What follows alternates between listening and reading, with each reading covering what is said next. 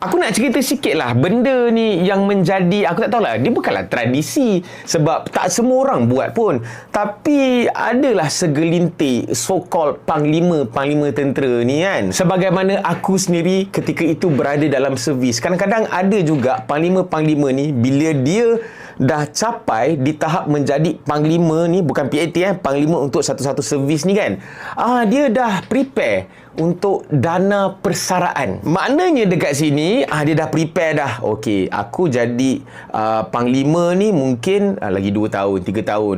So nanti aku nak berhenti. Jadi dekat luar nanti aku still nak ada income. Takkan nak pencen je kan. Tak cukup, aku mau jadi kaya raya. Jadi sebab itulah dia start bawa masuk company ni, bawa masuk company tu. Sebagaimana dalam QDM sendirilah sampai ada terms PTU tu, Panglima Tukar Uniform. Sebab apa setiap kali tukar je, Panglima ni ada je. Tukar name tag lah, tukar epaulet lah, tukar ini sikit lah, tukar ini sikit lah. Kau bayangkan kalau tiba-tiba Panglima-Panglima ni dapat tender paling simple lah, tukar name tag. Strength dalam servis berapa ramai, babe? Kalau seorang tu perlu diisukan 4 biji name tag kan? Berjuta ni. Termasuklah benda-benda lain, sesimpel-simpel pakaian pun kalau berjaya diubah, maknanya nak kena beli benda tu baru, nak diimplementkan ke atas semua anggota. Kau bayangkanlah, memang boleh jadi kaya lah. So, yang dalam servis ni, adakah kita orang tahu? Okey, dia ada beberapa golongan.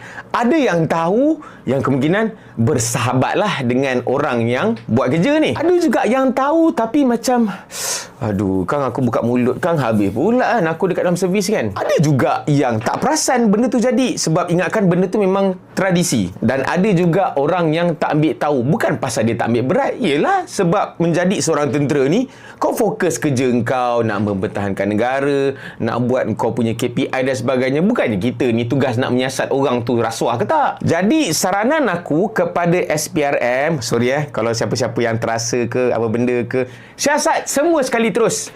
Bukan PTD saja, PTU, PTL, semua kau siasat satu ATM ni terus. Nak bagi jadi lagi fair. Jangan siasat yang dekat dalam tentera ni.